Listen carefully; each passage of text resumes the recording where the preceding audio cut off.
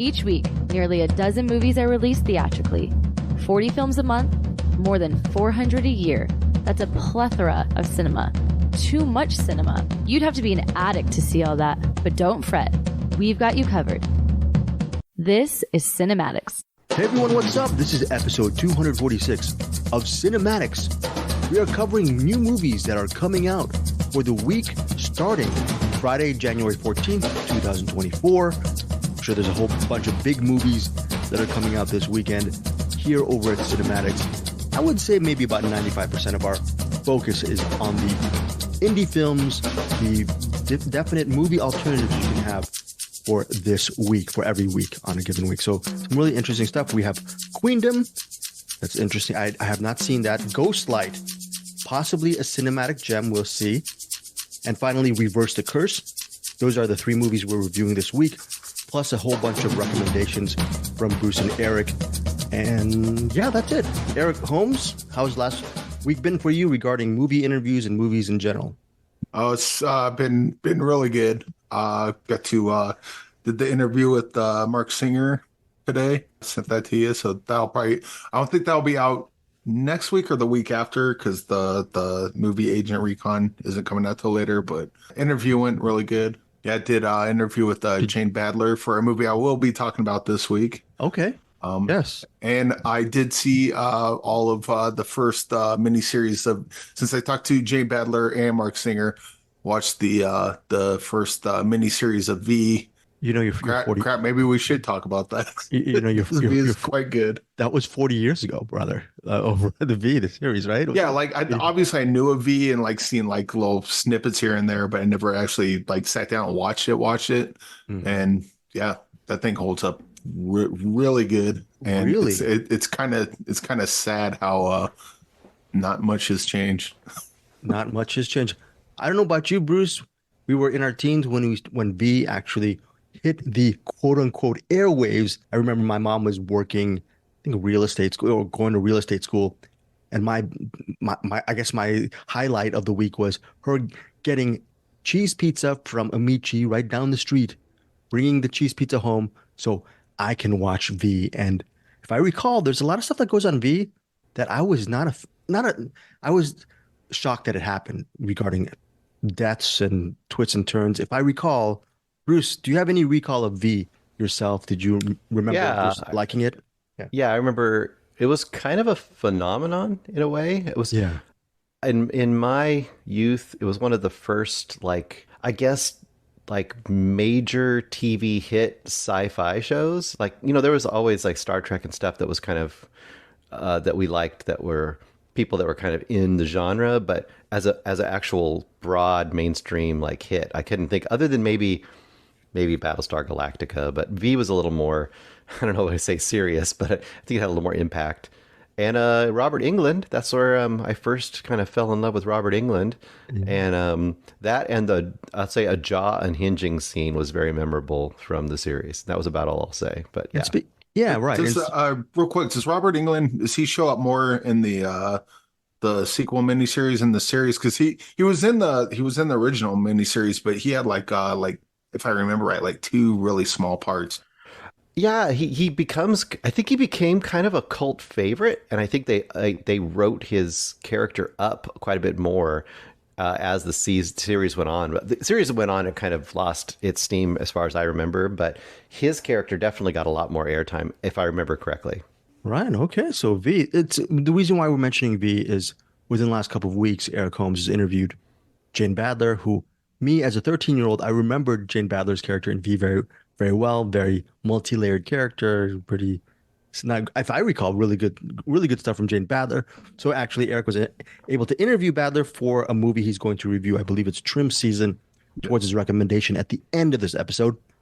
Coincidentally, within several days after that, he interviewed V actor Mark Singer and the Beastmaster actor Mark Singer as well for a movie called Agent Recon. Oh, and he actually showed, I did watch that interview you did with Mark Singer. He showed the Beastmaster's insignia or symbol on his palm, and he showed it to Mark Singer, who I think he was pleased by that. That was a really nice thing for Eric Holmes to do it. He kind of strikes me as one of those, like you had the Harrison Ford, like if you bring up Star Wars, like, oh, can we talk about something else?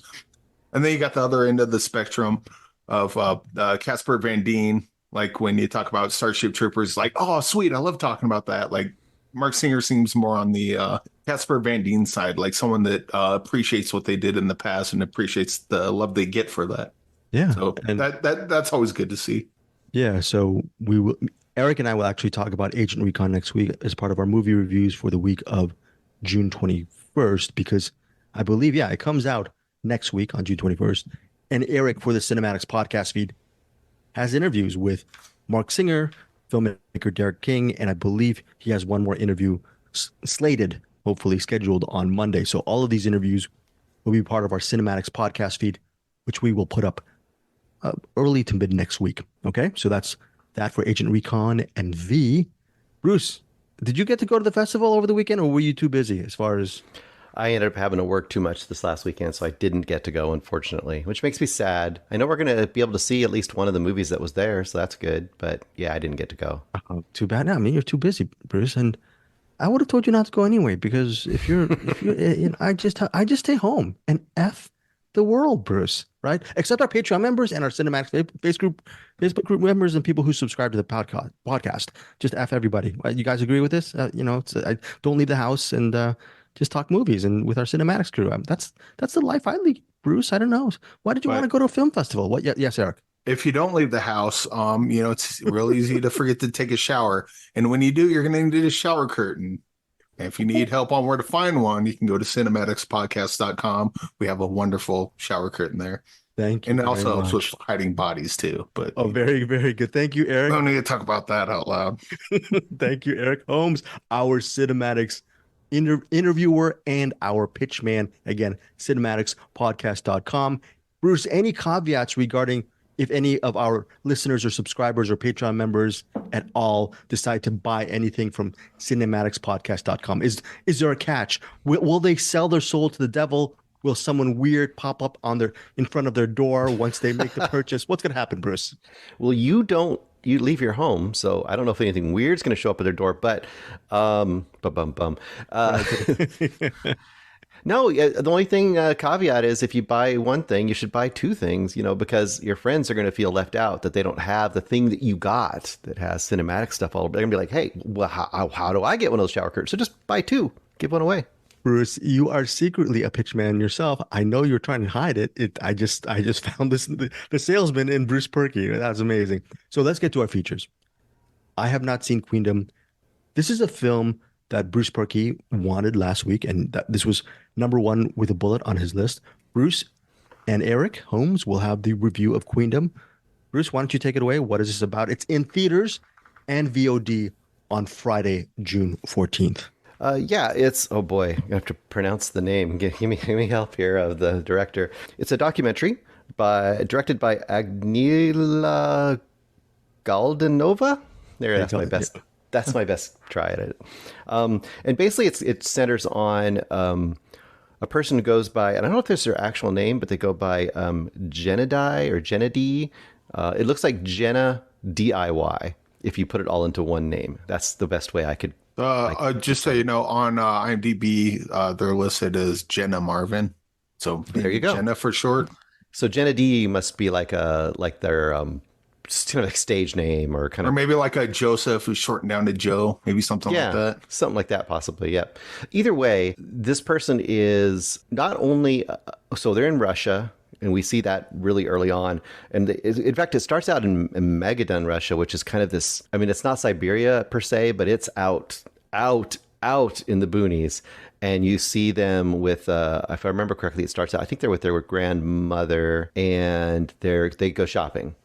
But the thing is, this person goes out in public quite often in drag. And not just drag, kind of like we think of drag as exaggerated and so on. But this is more like highly, what do you say, like surrealistic, really like artistically extreme drag. Kind of like on the fashion shows where they're wearing like the really, really strange and extravagant kind of, like not something that you would, not everyday clothes, we'll say. Yeah, and I kind of it struck me a little bit also some of the stuff you used to see in the old late '90s kind of the what was that scene? I don't want to say the rave scene, but there was that whole kind of a sub scene in New York where there was this kind of really exaggerated costume drag and very artistically approached. Anyway, this person is not only and drag has often been a way for doing protest and pushing the boundaries as well as expression, of course. And this is definitely the case for this main character in main person, I guess you say, we're following in this movie. And the way they're pushing the boundaries in Russia, where very, very dangerous to go out in any kind of gender fluid state at all. You know, just going out and being known or actively gay can be dangerous to your life. But to go out, how Jedi goes, is so much more provocative, I guess, to the average person. So what basically the movie is that it's following this person and their efforts to kind of push the boundaries and also protest, literally protest, both in their hometown somewhat of was it Magadan, and then a lot of stuff that they do over in Moscow as well. And then another half of the movie is kind of their personal sort of ongoing relationship / somewhat conflict with their grandparents, because the grandparents are understanding to a degree, but not understanding to a degree. I guess understanding to the degree they don't kick them out of the house, but not understanding to the degree like, why are you doing this? Why are you putting yourself through this? I'll be curious to hear what Eric thinks of this movie, but I quite liked it. I think it's great. Also, a great addition for Pride Month to check this movie out if it comes in your area. Even in America, being in drag is now a political statement above and beyond what it has been in the past or what it has been recently in the past, because now places like I think Kentucky have literally outlawed drag performances. So there's a lot of I guess prescient things happening in this movie. It's really good. I thought it was really interesting. Eric, were you high on this movie as well? The documentary? Yeah, I smoked it right up. Well, first of all, Jenna's kind of a lot of what they do is kind of performance art. Like they'll do the dress up and the makeup and everything, and like go out to certain areas and take pictures and take video.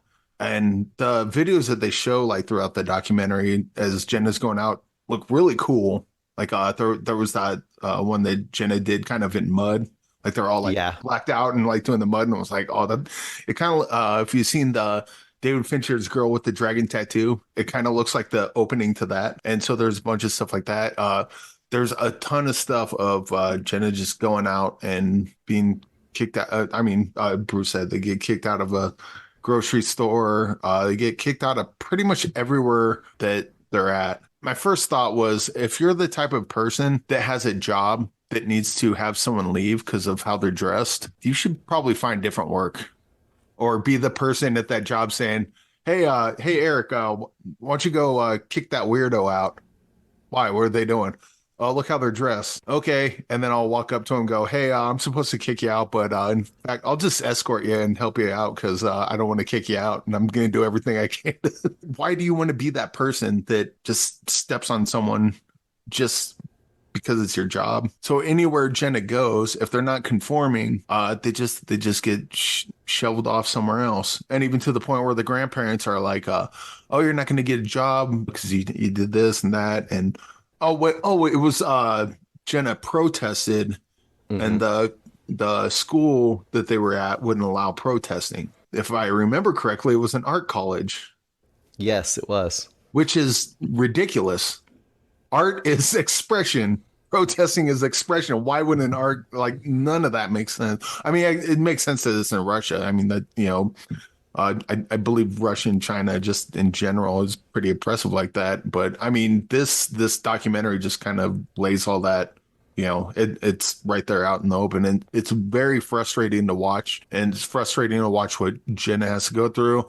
It's frustrating to watch the citizens kind of fall in line with this sort of thinking. But at the same time, Jenna is also surrounded by other artistic types, not least of which the film crew that's following Jenna around to make this documentary. So, you know, there's like that very, you know, slim silver lining. Yeah, I really liked watching what Jenna did as far as her art goes, and I was really screaming at the scene again, just watching what Jenna had to go through, just because hey, I'm wearing a thing. I'm wearing, basically Jenna's wearing their art, and they're getting crapped on because of that. One thing I didn't mention too was this takes place right as the Ukraine war is kicking off. Yeah. So that adds a whole context to this, because Jenna is very in danger of getting drafted and sent off to Ukraine. There's a very good chance that will happen before the end of this movie. I won't say where this movie goes, but there's a level of tension kind of built into it, plus just the danger of doing what they're doing. I'm kind of curious, Eric, what you thought, because at first I was kind of a little disappointed because all the protest and seeing them get prepared and going out in public and the way the public reacted and the way that it was, dealt with was, I think, thought was more fascinating than the family stuff. But as I look back on it, I really appreciate the family stuff because it kind of gave us a counterpoint of kind of this iconic distanced character that they play versus the actual person. And just like the fact that even in their own personal lives where the people generally accept them, there's always a constant battle of full acceptance. And I thought that was really, really nice to have in here to kind of give you a strong personal side along with this kind of artistic political side. And I think it made it a really well-rounded documentary. And then I do want to hop on that thing that you said about the draft. Hey, you cannot live your life. We're constantly going to throw roadblocks up against you. We're not going to allow you into anything. We're just totally going to step all over you. Oh, and by the way, put your life on the line for us. What, like, you can't do that. Like, they can, they do. But like, how can you in good conscience have someone fight for you when all you do is just put your boot on their face their entire lives? That is just sickening. That I mean, first of all, war just in general is bad, but then like to get this one specific example, it's like, I don't know, just one of many reasons why military and governments kind of up their own ass. This is a family show. Hey, how's it going? Up their own, yes. Yeah. Let me tell you something, Eric, okay? The society has its strictures.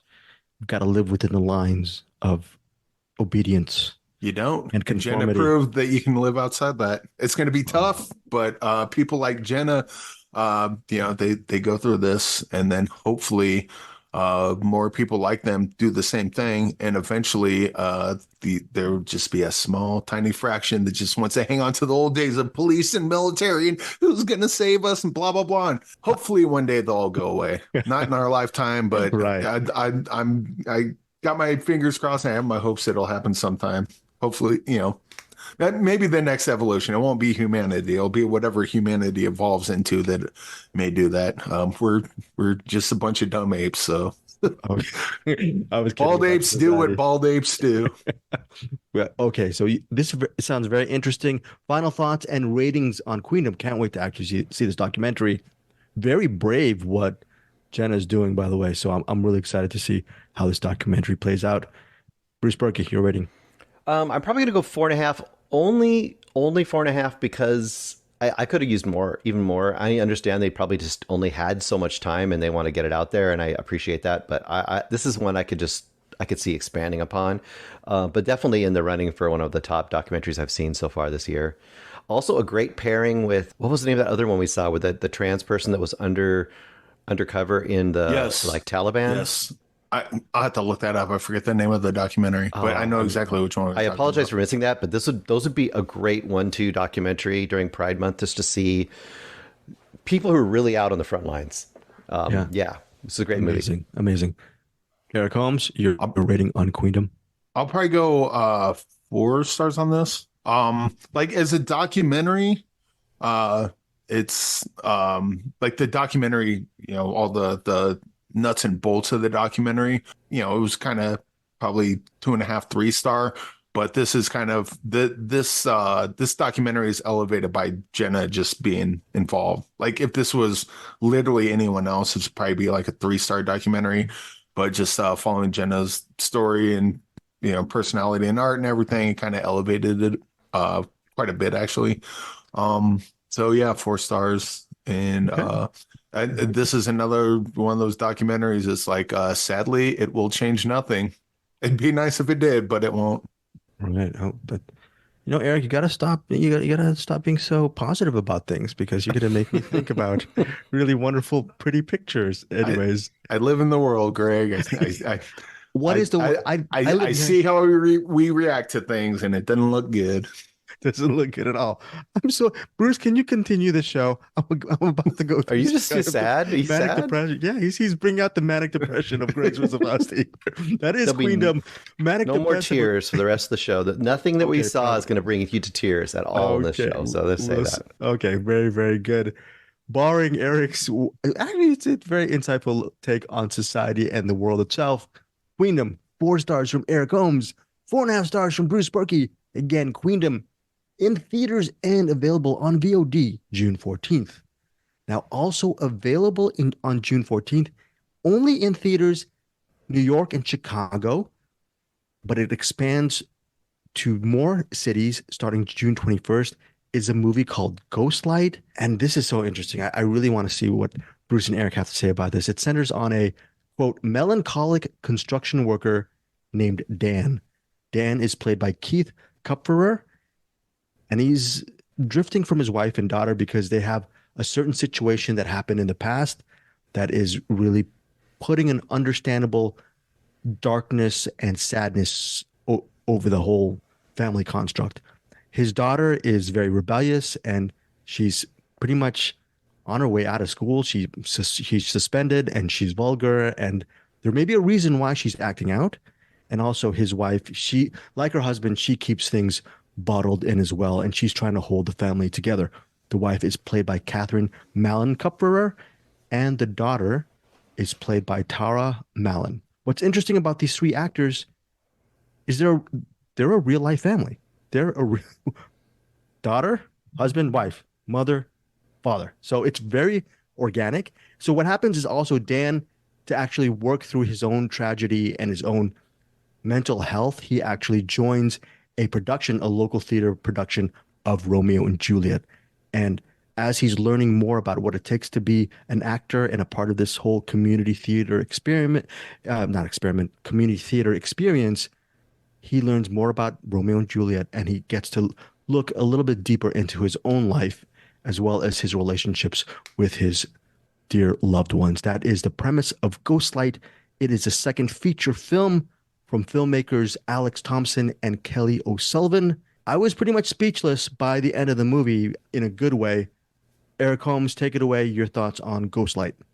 Yeah, this one's really good. I didn't know that the mom, dad, and the daughter were real life mom, dad, and daughter. And Yeah. so, but now that you say that, I'm like, yeah, that tracks. Yeah, definitely tracks. They did a good job of playing themselves. And I was like, Well, no, I like, yeah, no, definitely I got the same thing. Yeah, they definitely have that dynamic there, and now it totally makes sense. So I thought I missed something because early on I was annoyed by all of them, which, just because of the way they interact with each other and the way they don't communicate and blow up, and the daughter's like just constantly going into a rage, and it got really annoying watching kind of their dynamic, and I didn't quite understand it until the movie told me, and then I'm like, oh yeah, okay. This would have been helpful information to know early on, probably. We won't give it away here, obviously, but once Dan goes to join the Romeo and Juliet play, that what do you call it? The group of actors. Yeah, the troupe, acting troupe, right? Troupe. Yeah. There you go. When he joins that troupe, I think that's when I was really starting to dig on this a lot, especially Rita, the one playing Juliet in the play. Yeah. Dolly De Leon. Dolly De Leon. Yeah. Absolutely loved her in this. Right. She's definitely this family show. She's definitely but like kind of the people that act like a jerk, but they're like, yeah, you're a jerk, but you're too damn charming, and they know they're a jerk, and they try to, I just loved her character throughout this, and kind of Dan's journey throughout, going through the troupe. Another thing I liked about this was they had the scenes where someone would walk in at the wrong time, And any other movie that would be a scene of, you don't understand, I don't need to understand, turn around and leave. That's, just because the writers, I guess, don't want to write that scene out. And I don't know what it is, but I hate those scenes. With this one, it's, what's going on? You don't understand. Explain it to me. Okay. Okay. Yeah, that doesn't make sense. All right. Sorry, I yelled at you. Yep. There's a bunch of scenes like that where it could have went the annoying way and it went the realistic way of, let me explain. Cool, that makes sense. And then they move on. And then, yeah, I definitely did get a little teary-eyed towards the end, a lot teary-eyed towards the end. Bruce, well, you mentioned in the messages that I think it was kind of like similar to Coda, and I couldn't agree with that more. This is definitely like that kind of movie, which maybe cut that out because that might be a spoiler. That's not a spoiler. That's not a spoiler. I don't think so. Yeah, no. I don't know. But yeah, this is real. It started off like just grating and annoying the crap out of me, and then by the end, I just fell in love with everyone and was bawling my eyes out. So Yeah. it's good stuff. Yeah, everyone's good in this movie. This is just, it's hard to find a flaw in Ghostlight. Bruce, what about you? Yeah, I'm as you might have guessed already, I love this movie as well. I think what Eric is getting at is somewhat the genius of this story, because it's kind of it by letting the audience members be a little bit in the dark and just having us face these characters and be annoyed by them or be however you react to them, because they obviously are all kind of spinning a little bit out of control within their own lives. It kind of lets you sit back and go like, oh, this happens to me every day in life, right? You encounter people all the time, seeing them act one way or another, and you don't know why. You don't know the context. And this movie essentially is saying like, well, what if you knew the context of this particular family in this particular moment? Also, what I was struck by was kind of like Coda or like Driveways. This is one of those movies where you can easily describe the plot to somebody. And if it were written in a more generic way or acted a little less genuinely, it could come across as just absolute, sappy, syrupy, TV movie. on TV movie, whatever. Yeah. This doesn't do that. And I think perfect examples of what Eric said, they could have turned a certain misunderstanding of one character towards another into a whole plot in this movie. And it could have been the whole context and the whole conflict of this movie, this misunderstanding, which would be like a sitcom kind of. But no, these are real characters living real lives. That's how it feels. And I think the one thing I really highly want to express to people about this movie, if they're going to be maybe feel like this isn't for them, it sounds like when we talk about it that this is a super heavy movie. And it's got heavy things in it, but it doesn't feel like homework. It doesn't feel oppressive when you're watching it. At least it didn't to me.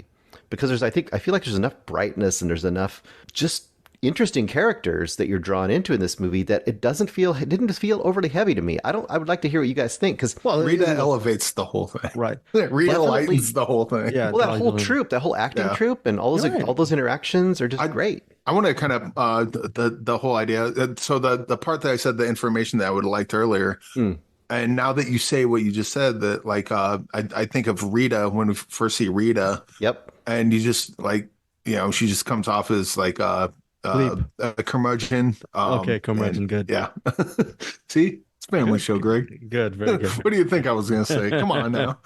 But Rita comes out and she's like all kind of mean, and you're following Dan at this point, and so like from the audience perspective, like she's the mean one.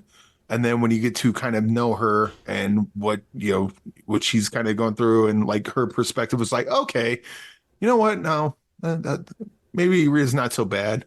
And then it goes on, you know what? Maybe I kind of love Rita. And so maybe, like you said, the information that you don't get off the beginning is kind of important, because you need to make that journey. You need to feel a certain way about someone. And so, yeah, I take that back. It was actually good. It was good that they didn't give me that information right away. Also, the movie, it took me watching it and then Bruce explaining it to me, but very brilliant filmmakers knocked it out of the park.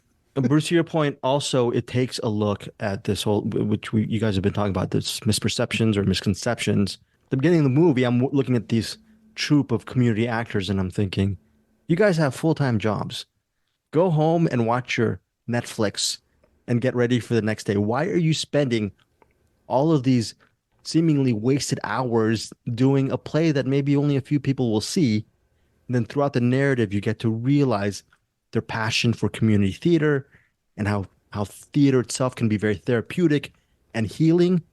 They do it in a very interesting way. And it makes you want to, made me at least want to explore Shakespeare even more. And the production, how the production of Romeo and Juliet mirrors, in a way, the reality of the family and how they can actually heal through this, possibly. I thought that was just great stuff. I think it's just wonderful, wonderful stuff. Yes, Eric. Greg, did inspire you to maybe want to break away from your day-to-day life once a week and do a podcast or something? That is the only way I can break away from it. Listeners, doesn't matter if you join our Patreon or not. I'm still not leaving the house. Okay. So, or you can buy all our merch. You can subscribe to Patreon. I am not going to change.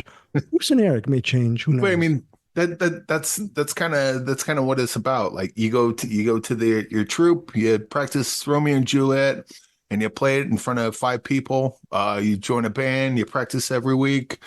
You play at a bar in front of the other bands and their girlfriends. At a what bar? A shippy bar. Shippy bar. Okay. It's a pirate bar. Shippy bar. Okay. All right. What do you think I say, Greg? Come on. Oh, Eric. Clean your ears out. Listeners, I'm like thinking about all of the things I got to cut out from this review. All right, final thoughts. But yes. I mean, so you do all these things because you do have the daily grind, and actually much like Queendom, Jenna and Queendom, you have the life that you're forced to live. And then you have to pull these little nuggets of joy out. That's what art is great for. I've got to Google what joy. I've never heard. Bruce, you ever... not the name. Not the name. Joy. Is it joy of feeling, Bruce? What is it? I think it's a detergent you can use to clean your dishes. Not that. No. Oh, darn it! I missed it. Okay. Final thoughts, Bruce Purkey, and your rating on Ghostlight. I love it. I think this is every year, not every year, hopefully every year, but a lot of times we get like 1 or 2 movies like this every year. And these are the kind of movies that we want to discover, and you just want to hold them close and have them available. And hopefully you can say, look at this one. Look at this little movie right here. Watch this one. I also just want to quickly highlight, I'm 5 stars on this, by the way. The daughter, Catherine Mullen Kupfer, is a firecracker in this movie. I'm sorry. Is it Catherine? I'm sorry. Is that the daughter or Tara? Yeah. Or did I think no, Catherine's the daughter. Tara Mallon's the mom. Yeah. Oh, Tara Mallon's the mom. My fault. Yeah. Thank you. Yeah. Tara Mallon's the mom, and then Catherine Mallon. They're all great, but the daughter is just, she's just got such energy, and I could see her. I don't know if she's a lead, but she could be. And she even talks about this in the movie. She could be a character actor for days, or the greatest side character in every movie that you see. So let's see that happen. And 5 stars. Yep. Yeah, I think she's a natural lead, Bruce. I think she's a natural lead. I think she's just a natural actor. Period. I think she's pretty much a star. I think. Yeah, and she's bold and has no fear, and I seem to love it. Put her in anything. This is going to be This is a start of. I think she was in Are You There, God? It's Me, Margaret. Maybe a year or 2 back. She was one of the supporting players. Her career is on the right track. 5 stars for Bruce Purkey. What about you, Eric Holmes? I think I'm right there.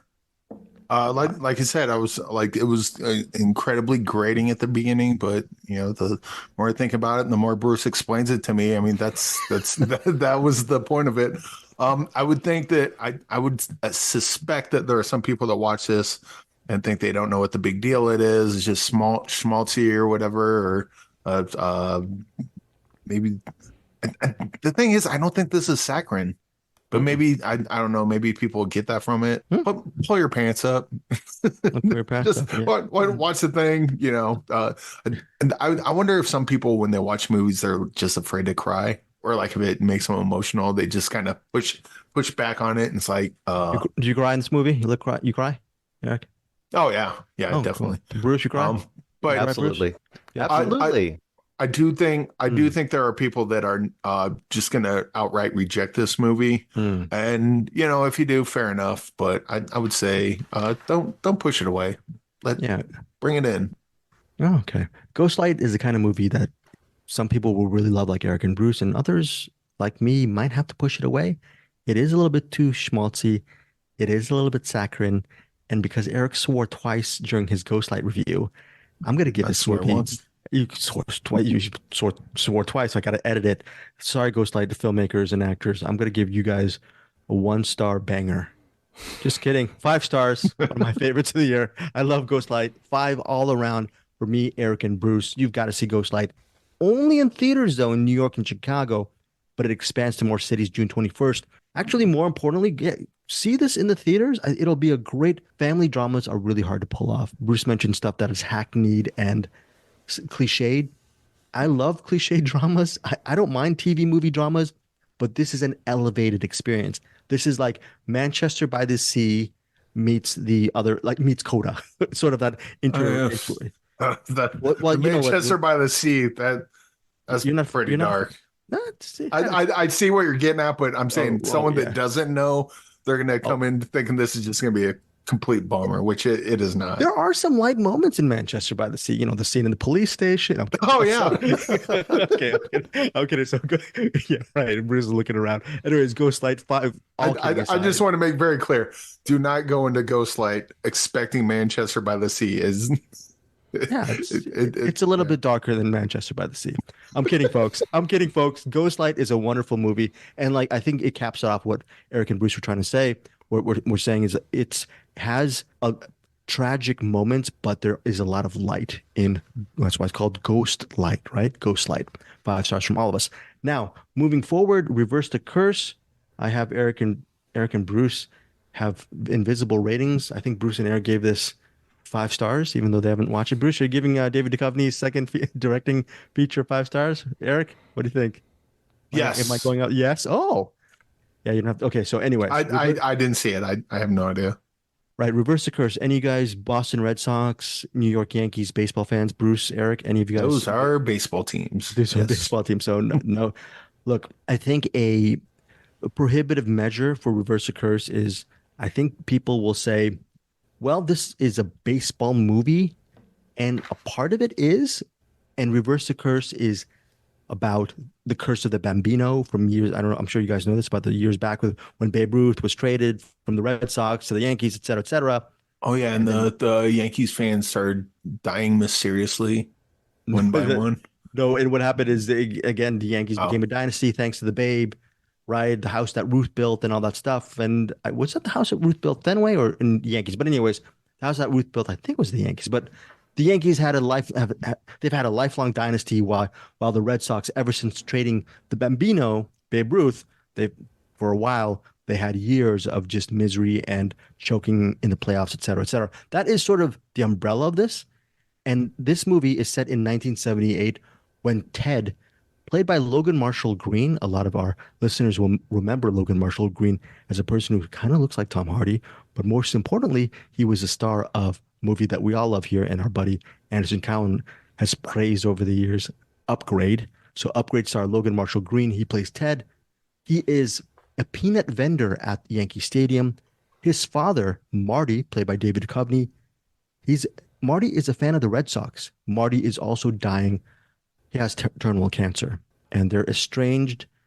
Ted, again played by Logan Marshall Green, he visits his father to take care of his father in his final moments, and the rest of Reverse the Curse has them trying to make amends, trying to actually build those bonds again, and Ted is trying to find out why his father was such a cold and disaffected human being throughout his childhood.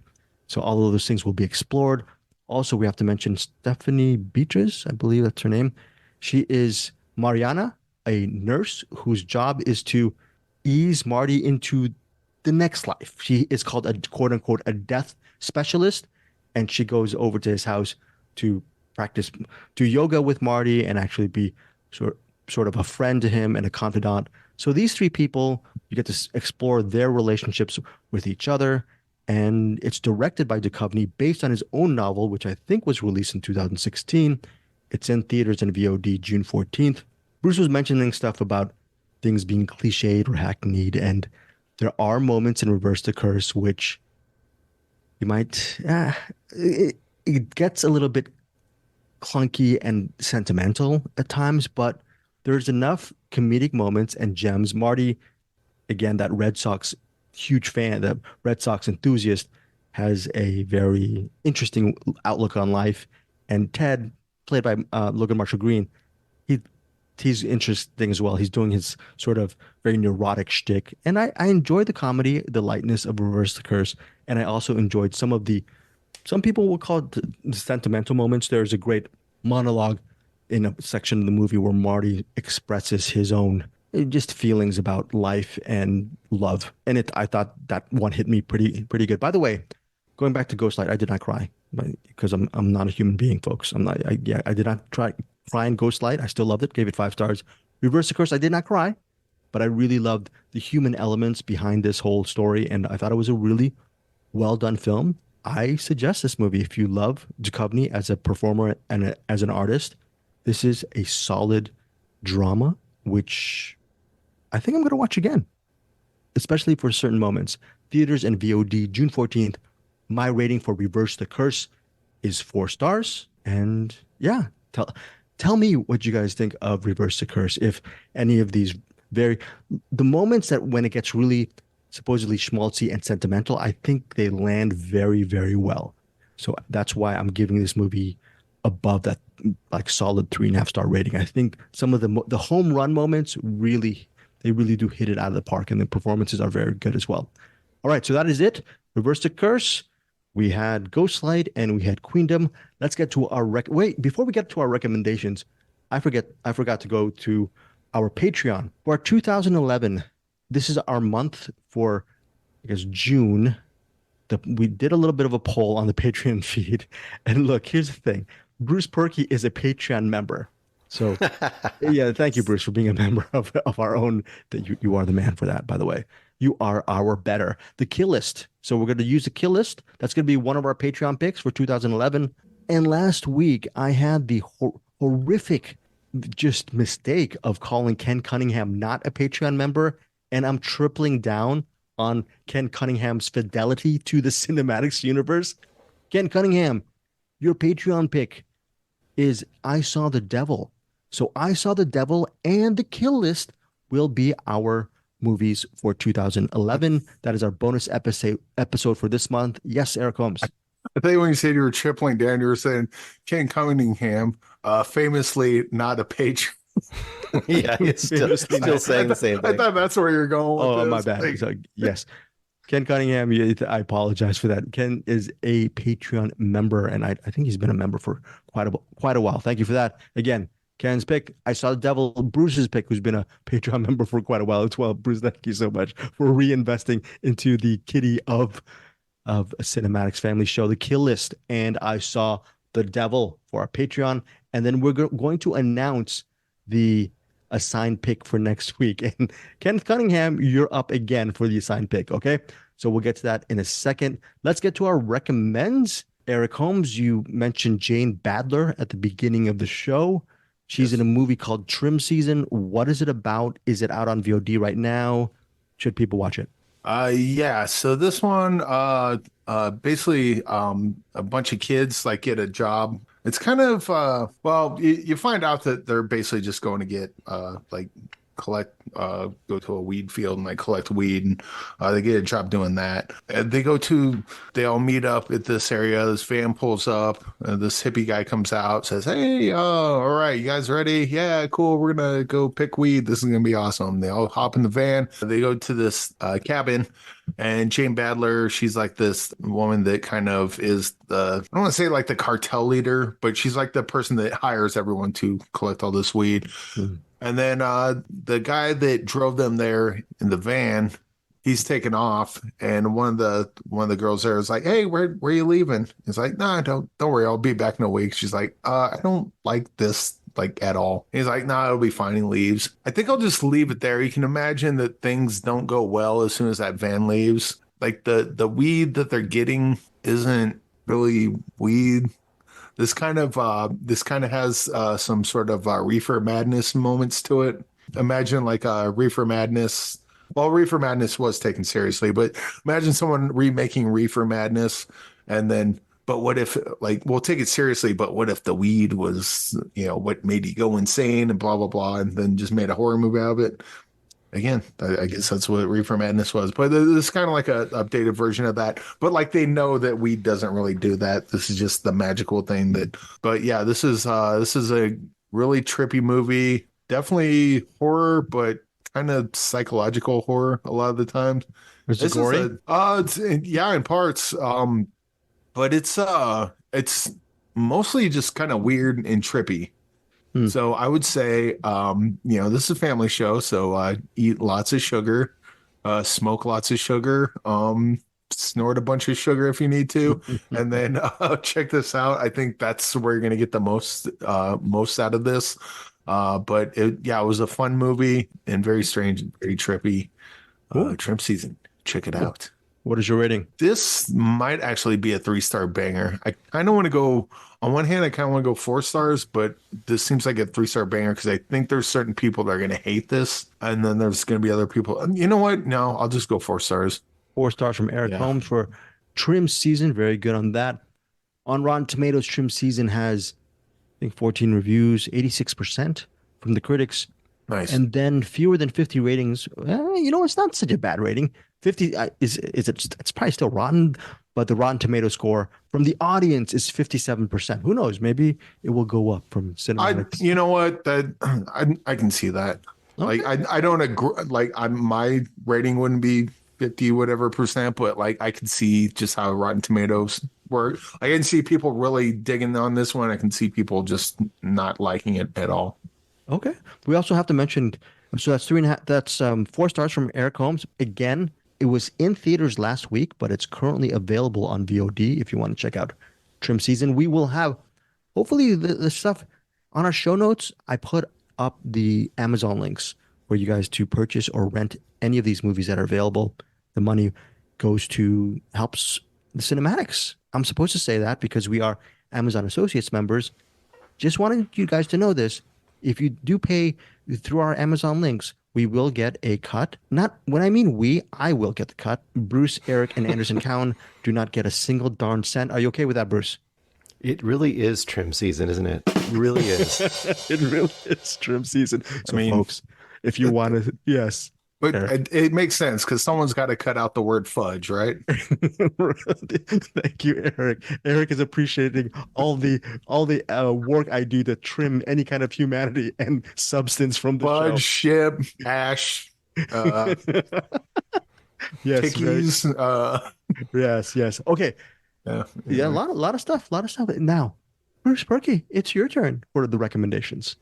Oh, yes. I watched, along with many people on CinemAddicts this week, and I guess a lot of people in the world, a new, is it Xavier or Javier Gens movie? Yeah. Yes, who you might know from Frontiers, but you might also know from Mayhem,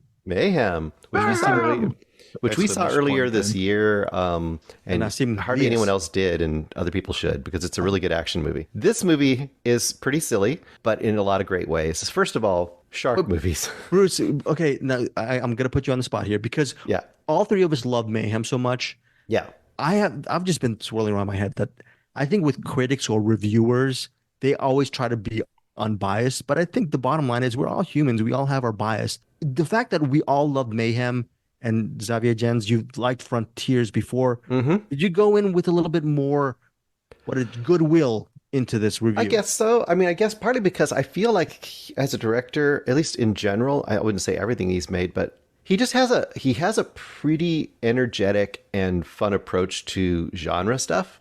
I think he gives it a little more oomph than just, it's not cynical. It feels like the person really enjoys making it. This movie, well, that's the other thing I was saying. Shark movies are like Amityville movies. There's a billion shark movies, and most of them are utter crap. So the bar isn't that high to make an okay shark movie. I would claim right out the gate, this is probably a 3-star banger, which we haven't mentioned. At some point during this episode, when we're talking about these 3-star bangers, you should probably drop a little musical clip, because it is, it's not copyrighted. So I'm just saying. Anyway, Beta, we need a 3-star banger from you.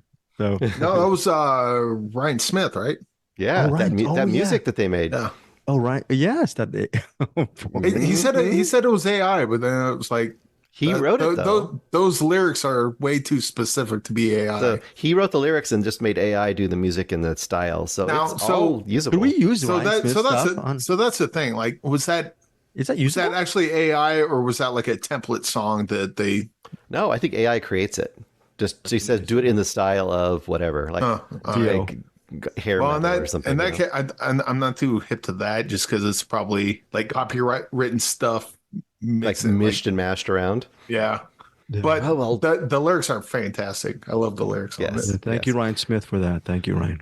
Anyway, Under Paris, all I gotta say about Under Paris, basic concept is it starts out and these oceanographers are studying sharks. They're out in the big trash. There's a big trash island in the middle of the ocean. They're out the trash island. They're under there. They have like tracking devices on these certain sharks to see how they're doing. They go underneath there and oh my gosh, the shark is way bigger than it used to be. And then the shark kills everybody except the main woman, Sophia. And then cut forward a couple years later, she's living in Paris. She's, doing like tours of, the aquarium and stuff. And these environmentalist hackers have figured out how to track sharks that are tracked with little beacons. And lo and behold, the shark that attacked her crew 2 years ago or whatever, it's now in the Seine in Paris. Can you believe it? This movie's preposterous. And of course, they're just about to have a triathlon. And that mayor's not going to let that triathlon stop, even if there's man-eating shark or sharks in the Seine. Really familiar. And there's a whole troop of environmentalist activists that are going to even like stop the tracking beacon because they want to save the shark. And maybe there's going to be a whole bunch of people all standing on the edge of the Seine that are all going to somehow sort of fall in. And so it's ridiculous, but a lot of fun. Oh my God, that's a spoiler alert, Bruce. Let's just say there's lots of dumb people in this movie. They all find a way to get into the water, either by accident or not. And a lot of them lose limbs. And it's just dumb, but it's a lot of fun. And it has a surprising, let's say the final act of this is way more fun than it had any right to be. And I won't say how it ends, but it ends in kind of one of the most awesome ways that I could have imagined it ending, and not a way that I expected at all. So a surprise in this movie was something I did not expect. It sounds like a, sorry, Eric, go ahead. Oh, I was gonna say I watched 20 minutes of this before we started recording. I'll likely watch the rest of it by the time we're done. But that part at the trash island, and the sharks like just dragging her down. Yes, you can survive that. Who knows? There's a lot of stuff in here that you just don't. That bit right there kind of set the tone for me. I'm like, cool, this is where we're at. I'm in.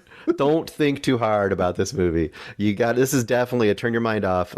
This is just okay. This is where we're going now. Sure. Okay. So this is just another good movie from Xavier, basically. Yeah, and or co-starring Nassim Lees, however you say his name. Yeah. He doesn't get to show off his fighting skills much. Well, he might fight a couple sharks, I don't remember, but it's like he gets to look handsome and he gets to be in a wetsuit a bunch. So hey, that's something. All right. So that is Under Paris, currently streaming on Netflix. Surprisingly, you liked it, Bruce, and it's a 3-star banger, possibly even a 4-star. Not from you. I'm just saying that some people might like it a little bit above your average shark movie because of the third act, right? This is when you see a movie like this on a streaming service like Netflix, you hope it'll be this movie. That's what this movie is. You know what I mean? Like, you don't expect it to be great. You're like, okay, let's watch this dumb shark movie. And you look at it and you're like, oh, wow, this movie was actually pretty fun and better than I expected it to be. And I really definitely would like to hear what Eric says about the ending because it's so dumb. But I can't wait. It's so good. Wow. We should just quit doing these weekly cinematics episodes and just do find your film find your film disguised as cinematics or vice versa. And just for the next 2 weeks, watch Xavier Jen's movies. So, and say whether they're Frontiers Frontiers. Do a rewatch, Bruce. He also directed the first episode of Gangs of London, which is fantastic, by the way. That series. Yeah, he's carving out a real niche. I think that I'm noticing. I mean, yeah, it's cool. It's good. I'm so glad because, by the way, Bruce Purkey decided to see Under Paris. I think the way it was phrased in our cinematics Facebook group. By the way, please join our Facebook group. It's some really great people in there. It seemed like a lark. Like you just wanted to see it just to see what was going on, and it ended up being kind of cool. So love it, Bruce. Love your gamble on this shark movie Under Paris, and we'll see. Maybe Eric Holmes will give it a decent review next week on the Rewind. Speaking of Eric, he is wild-eyed and wicked, and he curses a lot. No, wait, no, he's just wild-eyed and wicked. You're just wild-eyed and wicked. You're wild-eyed ampersand wicked. What is this? Is this a movie? Is it a documentary? Is it your code of life? And also, why did you speak to Molly Coons for 31 minutes? I looked at the video. I thought that maybe you left the recording on for about 15 minutes. I don't talk to people over 12 minutes. By the way, Eric, the reason why you get all these 10-minute to 12-minute increments is I live in the closed society, and I tell all our PR people, I just need 10 minutes. I don't want to talk to them much longer. I'm interviewing Eric Bana tomorrow. Bana, 4 minutes. That's it. But Did you really talk to Molly for 30 minutes? What was going on? I don't know. They just said it's 30 minutes long. I'm like, all right, we'll do 30 minutes. I'm cool with that. She was cool to talk to. And her movie, I loved her movie, so that made it even better. Bruce, on the other hand, Bruce saw this? No, I think if he did, we'll get to it. But okay. So this is Molly plays Lily. And at a real young age, opens up. She watches her mom shoot herself. They're like out in the woods. People always seem to be out in the woods when tragedy happens. Stay inside, people. Greg's right. Thank you, Eric. Thank you. But they're out in the woods, and the mom's freaking out, and then she puts a gun to her head and shoots herself. Then we cut to present day, and Molly's with her girlfriend, living with her girlfriend, and it kind of becomes like a relationship drama. You kind of see some of her PTSD sort of come out. And then at one point, she decides to go to her estranged dad's house. Like some of the interactions between her and her dad are just the way they talk to each other. Cut me up for sure. But then there's, while she's standing at her dad's house, some weird stuff's happening outside. Maybe similar stuff that her mom dealt with that drove her mom to kill herself. You find out that it's like this like demon monster thing. Mm-hmm. And then her dad and then she like uncovers some of her mom's stuff, and this like a bunch of armor and a sword and a shield, like like a knight. And then her dad needs to teach her how to fight so she can fight the demon.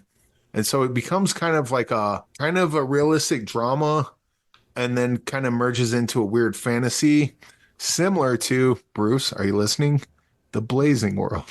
So it's very, very similar to that. Didn't Bruce love that movie? Oh, it was one of his favorites from what I can recall.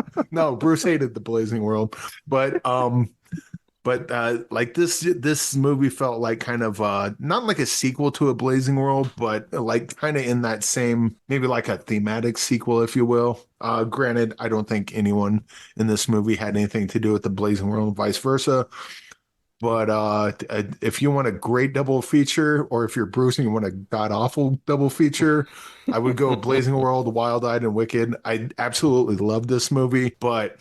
Did you love it because it has that fantastical element, or well, first of all, it started off with the interesting beginning, and then it cut years later. I'm like, oh no, here we go to the boring stuff. But no, I like the Lily's relationship with her girlfriend. I like the relationship with her dad, even though I liked it, air quote, liked it. Like, it was interesting, we'll say, because their relationship with her dad that gets like really mean back and forth until it's not anymore. And then, once it starts getting weird and then kind of going into the, are we in reality anymore? Or I'm not sure what's going on. And then they kind of play with that. It's all very similar to The Blazing World. Everything I loved about The Blazing World is in this as well. This doesn't get as weird as The Blazing World, but I still enjoy this quite a bit. I suspect, I don't know this for sure, but I suspect a bunch of people are going to hate this. Come at me. I don't care. I love this movie. 5 stars. 5 stars? Really? Yes. Okay, so it hits. It will be released by Gravitas Ventures across North America on June 11th, which has already passed. It's June 12th as of this recording. It's going to be on TVOD. Well, it is on TVOD digital and cable on demand. Worth the purchase, Eric Holmes. Again, for me, it's a no-brainer. For anyone else, I couldn't tell you. Okay. I painted the picture. Hopefully, You painted the picture. Check it out. I would say if you like the Blazing World, definitely give this a watch. If you don't like the Blazing World, maybe devil's advocate though. Let's just say maybe tiptoe into this one. Okay, let's just say devil's advocate. Someone says, "Well, I don't even know the Blazing World. I've never seen the Blazing World." Then watch the Blazing World, and then come back to this. No. Let's just say they're making a beeline for Wild-Eyed and Wicked after your 5-star. I would say review. go in. You're gonna think it's one movie, and it's not that. It becomes something completely different by then. In fact, Trim Season does the exact same thing. Watch this and Trim Season back to back. They're both good movies. You might like both of them, like I do. You might hate both of them, like I don't, or who knows? Maybe like what made one it the hate five? other. What made it the 5-star for you? What brought it to that level of class? It was just I love the Blazing World so much. It reminded me so much of that, and it was everything about that. It's just I got locked into the characters, locked into the world, and the premise is silly, but I bought into that, and it was just one of those the longer the movie went on and the sillier it got, I was just like, I love this. I just love it. But at the same time, I can see someone doing the same thing going, this is getting too far away. I don't like this anymore. I think Bruce Purkey should watch Wild-Eyed and Wicked. I think Bruce would, based on what he thinks of Blazing World, I think Bruce would hate this. But Bruce, if you want to check it out, go for it. Bruce, why am I in trouble for something I haven't even said? This movie. Bruce, your palate. You're like you're all over the place. Actually, who knows? Maybe Bruce would like this one and not like the Blazing World. In which case, I'd like to know why. The jump between the two. Who knows? Wild-Eyed and Wicked. That it will be Bruce Purkey's main review next week here on Cinematics. 5 stars from Eric Holmes. Again, to recap the recommends, he also recommends Trim Season. Gave that 4 stars, and Bruce's 3-star banger for Under Paris currently on Netflix. Trim Season, VOD, Wild-Eyed and Wicked, TVOD digital and cable on demand. Again, not to beat a dead horse, but I am a dead horse, and I'm beating myself. A family show, that all that Amazon cash money goes straight to Greg Srisavasdi, who I will throw you guys a couple pennies. How's that? We made millions of dollars on these Amazon links. You guys don't know this, right? Bruce, Eric, you okay with that? Yeah, well, millions. Yes. All right. So let's get to our assigned pick. It's not a randomizer. Kenneth Cunningham. You picked Margin Call. That was released in 2011. That was for Patreon. That was a Patreon pick that we did not pick for Patreon, but Margin Call will be our assigned pick for next week, just to spotlight the year 2011, which we will be doing that bonus episode at the end of the month. Eric Holmes, you're going to do a rewatch of Margin Call. Do a little teaser. Spoiler alert, it's a great movie. I've seen Margin Call a bunch of times. Oh, all right. It's like over 10, easy. Jeez. All right. I can't wait to get your thoughts on Margin Call. I mean, the only weird thing is going to be, talking about a Kevin Spacey movie after the Kevin Spacey stuff. But, I mean, barring that, Margin Call is just a great movie. Okay, very cool. Bruce. I mean, that's the thing that sucks about Kevin Spacey. He was a great actor, probably still is a great actor, and he was in a bunch of bangers. So, but he also turned out to be a kind of a piece of crap. So, Yeah. I mean, sometimes bad people make good stuff. Yeah, a lot of times. Check it out, or if you can't, then I get it. Understood. Yeah, Bruce, and your pick is The Kill List. What makes that movie? So you've been excited, or is it The Hit List or The Kill List? Kill List. Neither of you have seen it, right? No, I haven't seen it. I remember actually a podcast was saying how The Kill List is so underrated. So is that something that is underrated? Yeah, The Kill List is just a great. I don't even want to really hardly describe it to you because going in blind is the best way to go into it. But let's just say it's part a hitman indie drama with some very surprising twists. Okay. Very surprising twists. All right. Very, very He's got to put out a hit on his own estranged son. And if I'm right, it was because I made it up. It's not a spoiler. Very, very good. Okay, so that is it for episode 246. It's not it. You've missed a whole movie again this week. There's something in this box, Greg. What? We put something in this box for you. Is this a bit, Greg? Every week you're going to miss one movie on our. What did I miss? I looked at Reverse the Curse, Ghostlight, A We room. haven't done the box movie. Oh, right. Did I miss the box? Oh, yeah. You know what? See, here's the thing. I'm Filipino, and anything that's related to the Philippines, I'm not You're not down for that. Yeah, I'm so sorry, folks. There's a movie called Yellow Rose. I should have watched this movie. Yep, you should have. I didn't have time for my own people. This movie. Yep, you don't. You sold them out, Greg. Come This on. is not a thing, folks. I'm such a sellout. Yes, Eric, I am. You did not call me a sellout. You said I sold out, but I'm going to say I am a sellout to the lowest bidder. But thankfully, I have two people with integrity on this team: Bruce Purkey and Eric Holmes. Bruce, take it away for Yellow Rose. So this is suggested by Trevitt Willis, who I'd mentioned before, kind of does the Southern Fried Film Festival. This movie was from 2019, and you had mentioned last week that you were kind of worried about the title, Yellow Rose, and like how it's, it's kind of borderline. I will say, at least for my part, and I'll kind of see what Eric's take is too, they explain why that is being used, that term, and it has a reason, and it actually works, I think. So I actually missed that part. So maybe explain it to me after. I could say it here. I could say it. It's not really a spoiler. Yeah, go ahead. The young woman in this loved to play music, and when she was very young, she mentions to another person why she doesn't really like to play her music in front of people. She's very, very hesitant to do so. She's kind of shy about it. And when she was really young, she'd done a talent show, and because her name's Rose, they had called her that, like, as a slur. Okay. So basically, they explained that it was a slur that had been used against her, and that's something about her character. So I was right.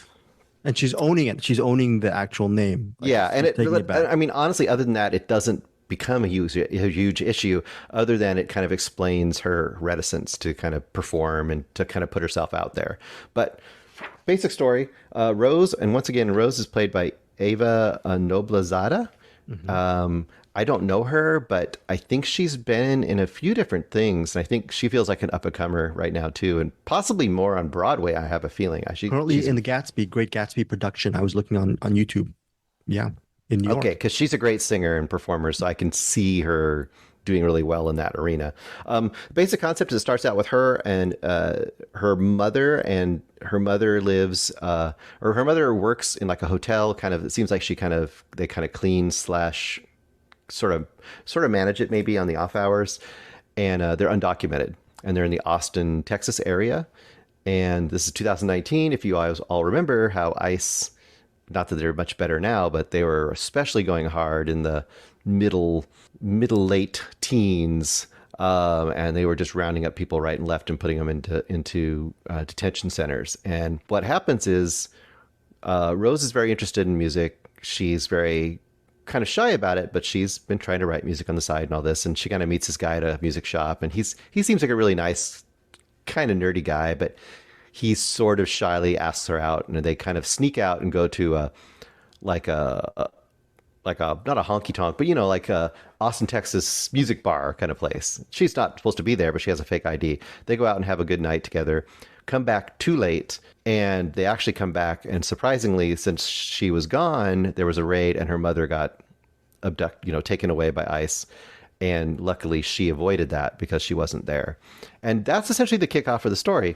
And what surprised me about this, and I'm once again very curious to hear what Eric says about this, this too is the kind of story like Ghostlight that I think could be done in a very stereotypical, very sappy way, and I could see this totally being like, young girl just, from outside of the society kind of wants to make it as a country star. And it's like, there is a level of that here, but that is not really the gist of the story. The main point of the story is she's essentially adrift after the first, 15 minutes of this movie, undocumented, young woman in Texas, and just trying to float her way through and survive in this world, and, possibly continue with her ideas of making music, or possibly just survive. And I think that it's a super grounded human story with very likable characters. If anything's unrealistic about it, is that she probably would meet a lot more nefarious people in the real world, and most of the people she meets in this world are fairly well-intentioned.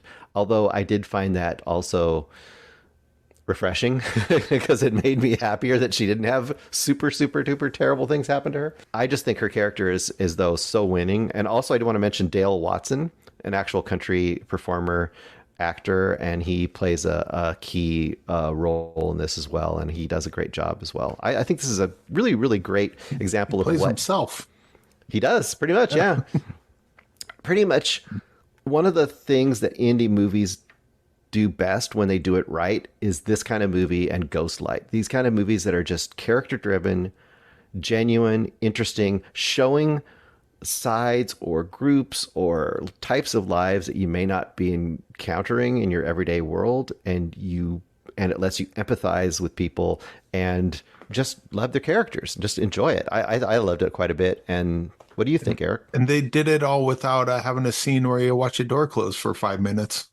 It was like characters. It's because it was like characters we cared about. Yeah, but I mean, there was no time for stuff like that because you have the story to tell, you have the characters to introduce and interact with and all that.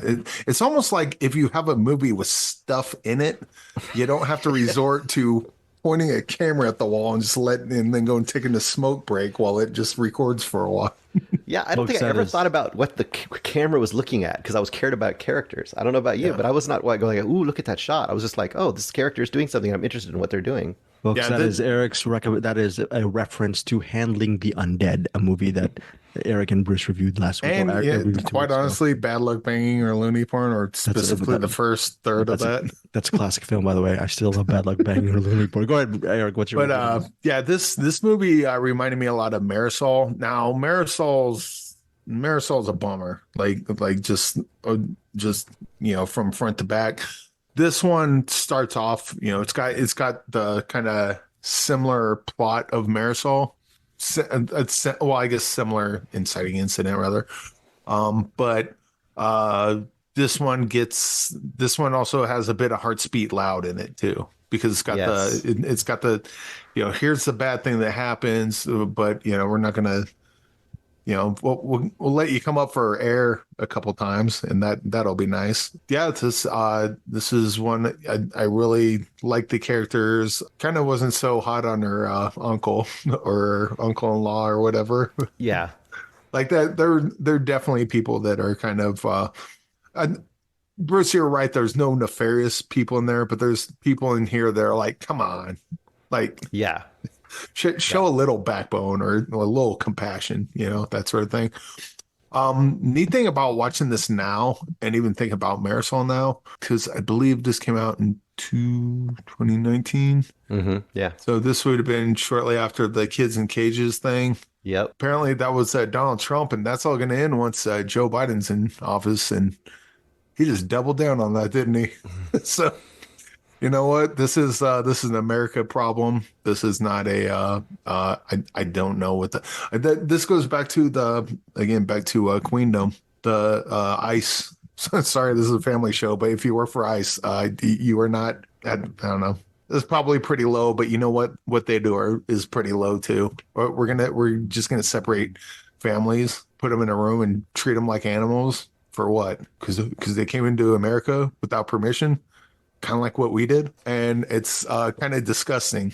And this is just one other movie that represents that. So that part's sad, but in this movie, it's good to see that the characters kind of worked out what they could with what they had. But yeah, the underlying message of it, or the underlying thing of how all this happened to begin with, is pretty sad. And the fact that we think we can go to the ballot box and fix it, and turns out we can't. We're horrible people. Again, sorry to book in this with everything I was saying with Queendom, but here we are. Well, and I would just point out, like, what you point out, it's like, this is a pretty, in some ways, this is somewhat lighthearted. I mean, there's definitely some positivity to it, but when you stop and think about it, like certain basic things, like the relationship, what happens in a relationship with her mom, it doesn't sugarcoat that at all. Yeah. Like where that ends is where it ends. And I really appreciate things about that in this movie, that it does have characters that come into her life that help her, but they only help her so much. Like it really shows that she, at the bottom of it all, she has to kind of do it herself. And I think that's kind of where this story is really aiming. And I really appreciated that as well. Cool. So final thoughts on Yellow Rose ratings. Eric Holmes, your rating on Yellow Rose. If I remember correctly, I gave Marisol like a 6.9. This is probably a little less than that, but it's still really good. Probably go 4.5 on this.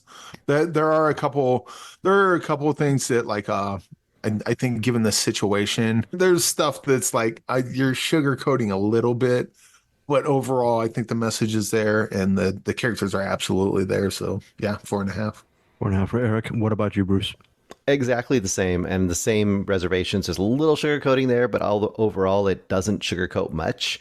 And once again, Ava Noblezada is boy, talk about a star in the making. If she was going to go into Broadway, great. She'd probably be a Broadway star for her whole life. But I could see her doing even more than that. She's pretty fantastic in this movie. Yeah, she was just doing that Great Gatsby production. I was looking on, I think, on one of the morning shows on YouTube, and she's just doing a big production. And kudos to her.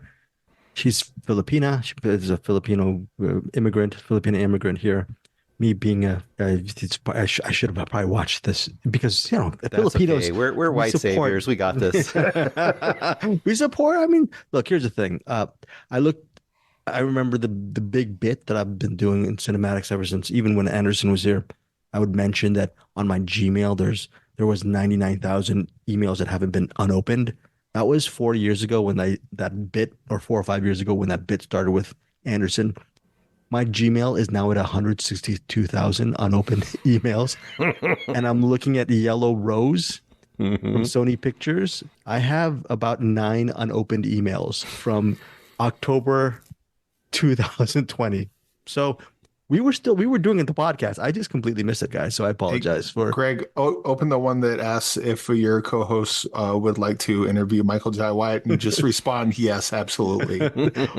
I should actually look up how many Michael Jai White I've missed, and I apologize to you, Eric. Don't tell him. Don't tell him.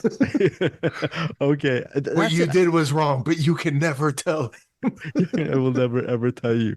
So, real quick, I also want to point out, I did not get to finish I got like halfway through this movie. I didn't get to finish it, but a movie starring Lena Dunham and Stephen Fry called Treasure. That comes out this week. I'll cover that next week. I was supposed to cover that this week, but I couldn't finish it. So okay. Not that I couldn't I couldn't find the time to finish it. Not that I couldn't finish the movie. Let me be very clear about that. But so far it's pretty good. It's coming out this week. Check it out. And I'll give a full review next week. Okay, very good. Eric Holmes, June 8th, 2023, unopened email. Hi, Greg. Michael Jai White and Jackson Rathbone star in a movie called The Island. We are taking interview requests for Michael Jai White, Jackson Rathbone, and director Sean. Wait, Michael Bay's The Island? No. I'll let it go if it's Michael. Wait. Yes, it is Michael Bay. It is Michael Jai White. I apologize, Eric Holmes. I just opened up an email from June 8th, 2023. So 2023. Yeah, it's a movie called The Island, and it's almost the year anniversary. You didn't do that. Did you really want that one-on-one interview with Michael Jai White or Jay White? Come on. Yeah. I'm so sorry for that. All right. Final thoughts. Eric Holmes, why don't you right to you? It's check out the Jane Badler interview. Check out the agent. Actually, the Agent Recon interview is coming out next week. Got one with Derek Ting. He was cool to talk to. And Mark Singer. Did you feel like when you were talking to Derek Ting, did it feel like you were talking to me? Well, so Derek Ting was a little different because there was delay, so that always gets weird. Because we're Asian. Yeah, well, see, I'm colorblind. I didn't well, it sounded very good. But yeah, there was a delay during the interview, and normally that gets weird, but we still had a good conversation. Like it flowed pretty well in spite of that. So I think that's always kind of a good sign. But yeah, he was a cool guy. Mark Singer. Agent Recon. Should we get Bruce Purkey a link for Agent Recon? We probably shouldn't talk about that, but Okay, we'll This might be a better one for me and you, Greg. I think. Okay, I think so. I think Bruce, if you want to right. watch it, you can. But Yeah, Bruce, Agent Recon, and also we got the 5-star Eric Holmes recommendation, Bruce. I think that should be right up your alley, right? Okay, Bruce, final thoughts. Just say this has been a sneaky great week for movies, and I feel like this is some of the best movies that'll probably go the least talked about. So definitely look out for Queendom and Ghostlight. I think that they are the type of movies that will probably appear somewhere soon, even if you can't get them sooner. Watch them; they're good. Oh wait, yes, Eric. Yeah, it has been. I didn't even realize, but I'm like looking at all the star ratings. I think the lowest one is a 3-star banger. Yeah, and again, folks, 3-star banger. Even though I'm not a team player and I don't endorse a 3-star banger rating, which Bruce and Eric they termed on a Paul Schrader film. I forgot the name of the Paul Schrader penned. No, I think the average star rating is 4 stars. So this is like a Greg episode. Yes, thank you. You know what? Yeah, this is a Greg 4-star episode. This is a very good episode of CinemAddicts. You guys won't know because I'm going to cut out about 35 minutes of this podcast because I am a horrible human being when it comes to that. Until then, we will see you next week on episode 247, which I think I have links. I'm going to talk to the guys about the links. Also, thank you guys so much for your support on CinemAddicts. We love you. And Eric, you want to sign off? Say something? Oh, CinemAddictsPodcast.com for all your shower curtain needs. CinemAddictsPodcast.com for all your shower curtain needs. Very good. Eric Holmes, and of course, here's Claire. Goodbye, everybody. Thank you for joining CinemAddicts.